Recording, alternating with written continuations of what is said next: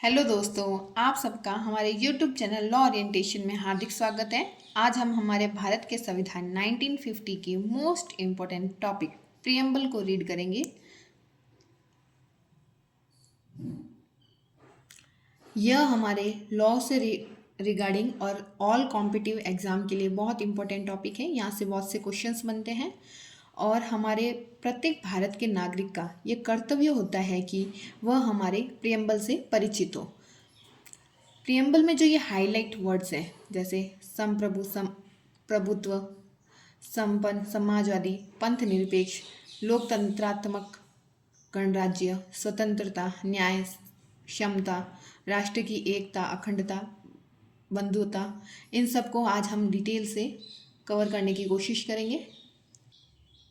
यह हमारे भारत को एक संप्रभु, समाजवादी, पंथ निरपेक्ष, लोकतांत्रिक गणराज्य के रूप में परिभाषित करती हैं और सभी नागरिकों के लिए न्याय, स्वतंत्रता, समानता, बंधुत्व सुनिश्चित करने का संकल्प लेती है।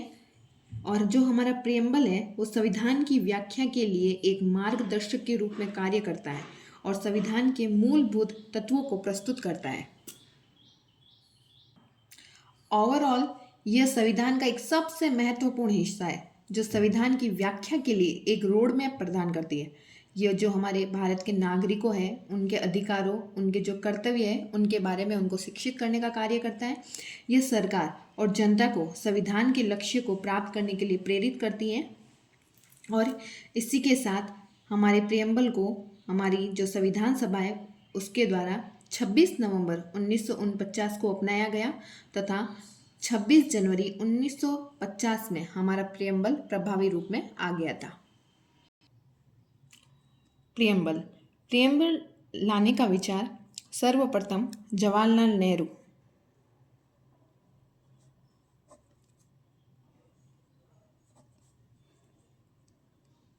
नेहरू जी ने अपने ऑब्जेक्टिव रिजोल्यूशन में दिया था।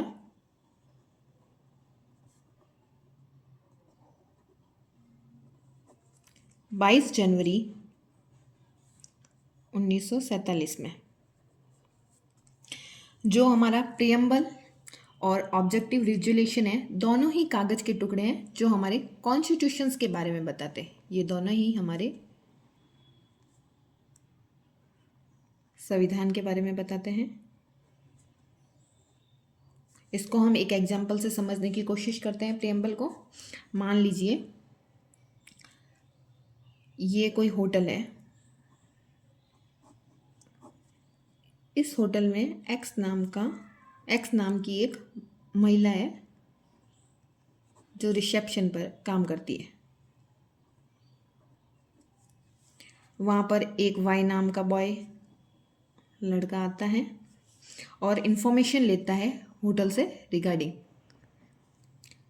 तो वहाँ पर ये महिला जो रिसेप्शन पे काम करती है उस वाई नाम के लड़के को एक मेन्यू कार्ड थमा देती है ताकि उस मेन्यू कार्ड से इस लड़के को उस होटल से रिगार्डिंग सारी इन्फॉर्मेशन मिल जाए। ये जो हमारा एग्जाम्पल है इसको हम हमारे प्रियम्बल से रिलेट करते हैं। इसका मतलब ये है कि जो हमारा प्रियम्बल है वह हमारे संविधान की सारी डिटेल्स को बताने का कार्य करता है। जो प्रियम्बल का कॉन्सेप्ट है वह हमारे यूएसए से लिया गया है। 42nd अमेंडमेंट 1976 को सोशलिस्ट, सेकुलर और इंटीग्रिटी मतलब समाजवादी, धर्मनिरपेक्ष और एकता इनको ऐड ऑन किया गया था। हमारे प्रियम्बल का जो उद्देश्य है उसका जो ऑब्जेक्टिव है, हमारे जो प्रियम्बल का उद्देश्य है वह इस प्रकार है कि संविधान के किसी भी आर्टिकल को समझने में कोई प्रॉब्लम होती है तो सुप्रीम कोर्ट प्रियम्बल को पढ़ते हुए उस डाउट को दूर करेगा और किसी शब्द को लेकर अगर कोर्ट को कोई कन्फ्यूजन होती है तो प्रियम्बल की मदद से उसको सुलझाया जाएगा। इसको हम हमारे केस लॉ से रिलेटेड आगे पढ़ते हैं। जो फर्स्ट केस लॉ है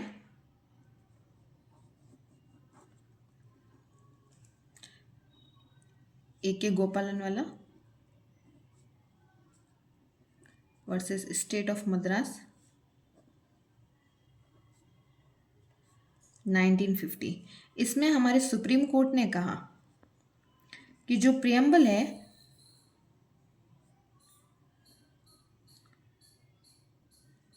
वो नॉन जस्टिबल इन नेचर होता है।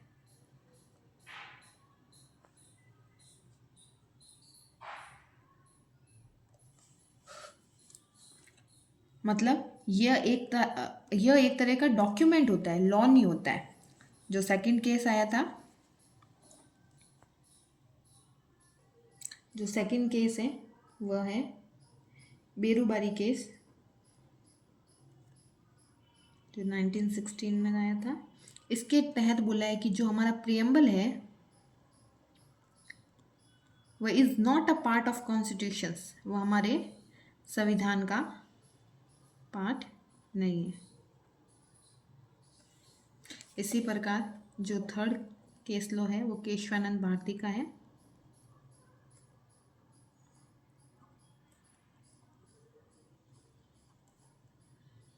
नाइनटीन 1973 का। इसमें बोला गया कि जो प्रियम्बल है वो पार्ट है हमारे कॉन्स्टिट्यूशंस का। अब हम हमारे प्रियम्बल के पहले वर्ड संपूर्ण प्रभुत्व संपन्न, मतलब सॉवरेन, संप्रभुत्व। इसका मतलब है आज़ादी। एक ऐसा देश जो अपने फैसले स्वयं लेता है, दूसरों के कहने से कोई फर्क नहीं पड़ता। जैसे हम एक एग्जांपल ले लेते हैं कि जैसे कोविड हुआ था, उसके टाइम जो कोविशील्ड और कोवैक्सीन जो इंजेक्शन लगे थे तो इंडिया ने गरीबों को फ्री में दिए थे। उसने किसी के दबाव में या किसी दूसरे के कहने पर यह कार्य नहीं किया था, उसको आज़ादी थी, उसने अपने देश के लिए स्वयं ने फैसले लिए थे। उसी के आगे जो हमारा नेक्स्ट वर्ड आता है वह आता है सोशलिस्ट, जिसे हमने 42nd अमेंडमेंट के तहत जोड़ा था, मतलब समाजवादी। इसकी डेफिनेशन हमारे इंडिया से पहले हम चाइना और यूएसएसआर के अकॉर्डिंग पढ़ते हैं। चाइना और यूएसएसआर ने कहा था कि यह एक ऐसा देश है जो प्राइवेट कंपनी को बढ़ावा नहीं देता, बल्कि ओनली गवर्नमेंट कंपनी को ही बढ़ावा देता है। मतलब यहाँ इक्वलिटी की बात नहीं हो रही है। लेकिन हमारे इंडिया में नेहरू जी ने यहाँ पे दो क्लॉज से इस सोशलिस्ट को समझा रखा है। जो एक क्लॉज बोल रहा है प्रमोट इक्वलिटी। इसमें कहा है कि जो प्राइवेट और गवर्नमेंट कंपनी है दोनों को बराबर दर्जा दिया जाएगा, दोनों एक साथ काम करेगी और अपने कार्य का कुछ हिस्सा, जो प्राइवेट और गवर्नमेंट है कंपनी,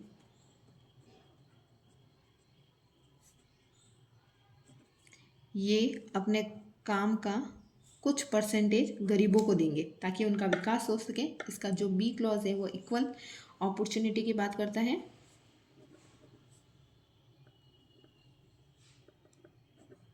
यहाँ पे सुप्रीम कोर्ट ने कहा कि सबको बराबर का अवसर दिया जाएगा, चाहे वो एससी हो, एसटी हो, ओबीसी, जनरल, अर्बन के हो या रूरल के हो, चाहे काले हो, गोरे हो, किसी भी प्रकार के व्यक्ति जो हमारे भारत के नागरिक हैं वो किसी भी प्रकार का गवर्नमेंट का फॉर्म है वो फिल कर सकते हैं। किसी भी प्रकार का भेदभाव नहीं किया जाएगा। जो हमारा थर्ड वर्ड आता है प्रियम्बल में वो आता है सेकुलर, जो धर्मनिरपेक्ष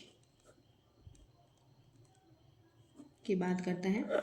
इसकी दो टाइप की डेफिनेशन देखने को मिलेगी। अगर हम वेस्टर्न डेफिनेशन को देखें, तो वेस्टर्न डेफिनेशन स्टेट का रिलीजन से कोई महत्व नहीं बताता है। जो हमारा स्टेट है उसका रिलीजन से कोई भी प्रकार का महत्व नहीं है, उसके बारे में वर्णन करता है। जबकि हमारी जो इंडियन डेफिनेशन है उसके अकॉर्डिंग जो सारे रिलीजन, सारे धर्म होते हैं वो इक्वल होते हैं, किसी भी प्रकार का भेदभाव नहीं किया जाता है। जो हमारा फोर्थ प्रियम्बल में मोस्ट टॉपिक है डेमोक्रेसी, डेमोक्रेसी, लोकतंत्र, जिसको 3 टाइप से समझा रखा है। एक है सोशल मतलब सामाजिक, दूसरा है इकोनॉमिक मतलब आर्थिक, तीसरा है जो है पॉलिटिकल राजनीतिक। जो सोशल है वह समानता की बात करता है, मतलब इक्वलिटी की बात करता है। जैसे हम एक एग्जांपल से समझते हैं, मान लीजिए कि जो हमारे नेशनल डिफेंस एकेडमी एनडीए की फॉर्म है, उसमें गर्ल्स और बॉयज़ दोनों को ज्वाइन होना है, तो दोनों को इक्वल अवसर दे रखे हैं, किसी भी प्रकार का भेदभाव नहीं किया जाएगा। और एससी और एसटी जो और वुमेन, इनको आरक्षण दे रखा है ताकि वह ऊपर आ सके, उनके साथ भी किसी भी प्रकार का भेदभाव नहीं किया जाएगा, सबको समान अवसर दिया जाएगा। जो इकोनॉमिकल है उसमें हम चाहे मेन हो चाहे वुमेन हो, किसी भी प्रकार का रोजगार से रिलेटेड कार्य होता है उनमें बराबर वेतन देंगे। एग्जाम्पल के तौर पे हम मनरेगा को ले सकते हैं, जिसमें बेरोजगार लोगों को 100 दिन का काम दिया जाता है और उनको इक्वल वेतन दिया जाता है, किसी भी प्रकार का भेदभाव किए बिना। और जो थर्ड होता है वो होता है पॉलिटिकल। अगर देश में सोशल और इकोनॉमिकल डेमोक्रेसी है तो पॉलिटिकल डेमोक्रेसी ऑटोमेटिक आ जाएगी। मतलब वोट में जो आप देखते हैं, इलेक्शन प्रोसेस देखते हैं, इलेक्शन प्रोसेस में आपको जिसको वोट देना है अपनी पसंद से दे सकते हैं, और अगर आपको लग रहा है कि मुझे वोट नहीं देना है तो आप नोटा पर क्लिक करके अपने हक के, अपने राइट को वहाँ पर उजागर कर सकते हैं। फिफ्थ है रिपब्लिक मतलब गणतंत्र। गणतंत्र का मतलब होता है कि जो हमारा भारत का जो सर्वोच्च पदाधिकारी होता है मतलब राष्ट्रपति, वो जनता द्वारा चुना जाता है, न ही किसी घराने से, मतलब कोई वंशागनुत नहीं होता है। पहले इस पे जो प्रकार के लॉ बनते थे तो उस पर हमारे मतलब जो हमारे इंडियंस लोग एक प्रतिनिधि को चुनते थे, उस पर जो साइन होते थे वो गवर्नर जनरल के होते थे, ब्रिटिशर्स के मतलब रानी के होते थे 15 अगस्त 1947 तक। लेकिन इसके बाद मतलब 26 जनवरी 1950 को हमारे इस पे साइन प्रेसिडेंट के होने लग गए, जहाँ पर वंशागनुत चीज़ नहीं होती है, सीधा जनता के द्वारा चुना जाता है।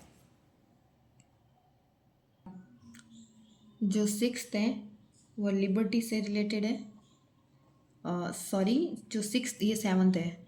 जो सिक्स्थ है वो हमारे जस्टिस से रिलेटेड है, मतलब न्याय से रिलेटेड है। जैसे डेमोक्रेसी को हमने पढ़ा था सोशल, इकोनॉमिकल और पॉलिटिकल, वैसे ही जस्टिस भी 3 टाइप्स के ही होंगे, सोशल, इकोनॉमिक और पॉलिटिकल। अब जो सेवन्थ है वह हमारे लिबर्टी मतलब स्वतंत्रता से रिलेटेड है। इसमें आपको किसी भी प्रकार का थॉट है, एक्सप्रेशन है, फेथ है, वर्शिप है, आप किसी भी प्रकार से कर सकते हो, आप पे किसी भी प्रकार की बाउंडेशन नहीं होती है। मतलब नागरिकों को कोई विचार है, अभिव्यक्ति है, विश्वास है या किसी भी प्रकार के जो धर्म या उपासना की स्वतंत्रता प्रदान करता है बिना किसी अनुचित प्रतिबंध के। ये व्यक्ति को अपने अधिकारों को चुनने का हक देती है। जैसे एक एग्जांपल से समझते हैं कि अगर आप कोई मूवी देख के आ रहे हो तो आपको राइट है कि उस मूवी के बारे में आप अपना थॉट है वो एक्सप्रेस कर सकते हैं, आप किसी भी प्रकार का आप पर बाउंडेशन नहीं है। और जैसे वर्शिप का हम एक एग्जांपल ले लेते हैं, आप किसी भी धर्म को, जैसे हिंदू, सिख, क्रिश्चियन, इस्लाम, जिस धर्म को आप अपनाना चाहते हैं उसे अपना सकते हैं। आपको कोई फोर्सफुली नहीं कहेगा कि आपको इसी धर्म को अपनाना होगा। और ये सारी चीज़ें आपके चॉइस पे डिपेंड करती है। और लेकिन हमारे भारत में एक चीज़ और बोल रखी है लिबर्टी से रिलेटेड कि आप जैसे एक एग्जांपल से समझते हैं कि आप जैसे कोई गाना गा रहे हो लेकिन उस गाने में किसी भी प्रकार की गाली का यूज़ नहीं करना है। इसका मतलब कि आपको स्वतंत्रता तो दे रखी है, मतलब राइट है आपको कि आप ये काम कर सकते हैं, एक्सप्रेस कर सकते हैं, लेकिन आप उसका मिसयूज़ भी नहीं कर सकते इन एनी केस में। जो हमारे 8th नंबर है वो इक्वलिटी की बात करता है, मतलब समानता की। ये भी 2 टाइप से होती है, एक तो इक्वलिटी होती है ऑफ स्टेट होती है, समान दर्जे की बात करता है। उसी प्रकार इक्वलिटी ऑफ अपॉर्चुनिटी होती है। इसको हम एक एग्जांपल से समझते हैं। मान लीजिए कि किसी भी व्यक्ति को, जैसे एक्स नाम के व्यक्ति को चोट लगी है, तो आप ये नहीं बोल सकते कि ये जेंडर के बेस पे, मतलब आप उसके साथ में डिस्क्रिमिनेशन नहीं कर सकते, किसी क्लास को लेकर, कास्ट को लेकर डिस्क्रिमिनेशन नहीं कर सकते। सभी प्रकार के जो कास्ट होते हैं, जेंडर्स होते हैं, क्लासेस होती है, उनको सबको गवर्नमेंट में जो फैसिलिटी प्रोवाइड करवाई जाती है वो इक्वल पर प्रोवाइड होगी। इसके बेस पे आप किसी भी प्रकार का भेदभाव उनसे नहीं कर सकते। जो लास्ट वन है हमारा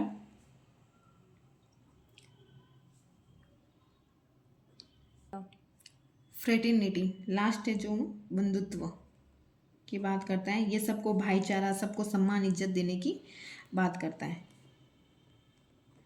इसी के साथ हमारा जो भारत का मोस्ट इम्पोर्टेंट टॉपिक प्रियम्बल है वो समाप्त हुआ।